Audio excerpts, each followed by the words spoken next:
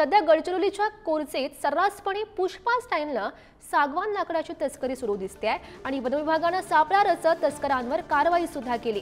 तर मध्यरात्रीच्या सुमारास ट्रॅक्टरमध्ये सागवानाचे लठ्ठे घेऊन जाणाऱ्यांच्या कारवाईची चाहूल लागताच त्यांनी पळ काढलाय। मात्र कारवाईमध्ये एका तस्कराला पकडण्यात वन विभागाला यश आलं। कोरशीतील 40 ते 50 वर्षांपासून असलेल्या सागवान झाडांची ही कत्तल होते। वनसंपदेने नटलेल्या गडचिरोली जिल्ह्यात सागवान जे आहे ते मुख्य प्रमाणात आढळत असते।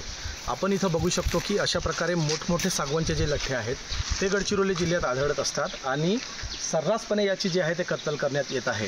काल वन विभागाने कार्यवाही करून एका आरोपीस अटक केलेली आहे आणि 5 आरोपी जे आहेत ते अजूनही फरार असल्याची आपल्याला माहिती वन विभागाने दिलेली आहे।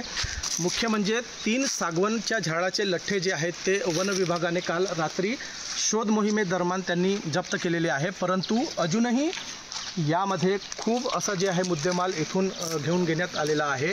आज आपण इथं मोजणी केलेली असता एक 40 ते 45 झाड जे आहेत ते आपल्या निदर्शनास आलेले आहेत। म्हणजे 100 पेक्षा जास्त झाडाची कत्तल या जंगल परिसरात मागील काही दिवसांपूर्वी झाली असावी असा अंदाज जे आहे वर्तवण्यात येत आहे।